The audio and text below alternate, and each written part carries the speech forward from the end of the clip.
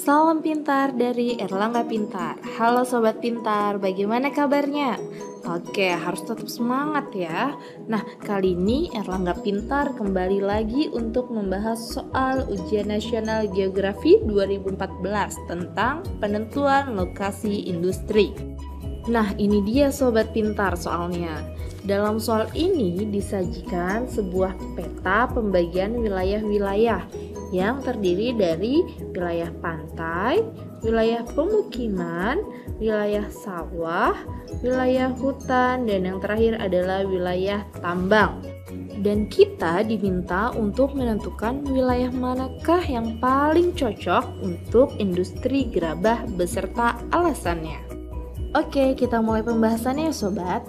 Nah, untuk menjawab soal ini kita harus tahu terlebih dahulu faktor-faktor penting apa sajakah yang harus diperhatikan dalam penentuan lokasi industri, atau dalam kasus soal ini adalah industri gerabah.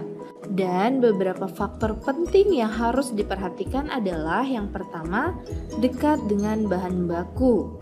Yang kedua, dekat dengan pasar. Yang ketiga, dekat dengan sumber tenaga. Dan yang keempat adalah dekat dengan sumber tenaga kerja. Nah, setelah kita mengetahui beberapa faktor penting yang harus diperhatikan dalam menentukan lokasi industri, selanjutnya adalah kita harus menentukan faktor manakah yang paling diperlukan oleh industri gerabah. Apakah bahan bakunya, atau pasar, atau sumber tenaganya, atau mungkin sumber tenaga kerjanya. Dan ternyata industri gerabah merupakan industri yang sangat bergantung pada ketersediaan bahan bakunya. Sementara bahan baku industri gerabah itu sendiri merupakan tanah liat yang hanya terdapat pada wilayah tertentu. Jika pasokan bahan baku tidak terpenuhi, industri ini tidak dapat menghasilkan gerabah. Nah, sekarang di antara 5 wilayah yang ada pada soal, wilayah yang paling mampu menghasilkan atau menyediakan ketersediaan tanah liat adalah sawah.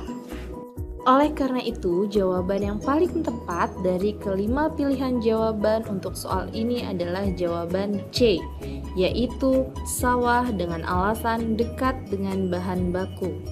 Nah Sobat Pintar, itu tadi pembahasan soal Ujian Nasional Geografi 2014 tentang penentuan lokasi industri. Semoga kamu semakin paham ya dengan bahasan yang disajikan. Jangan pernah berhenti belajar ya Sobat, karena dengan belajar kamu tidak akan pernah kehabisan akal. Sampai jumpa!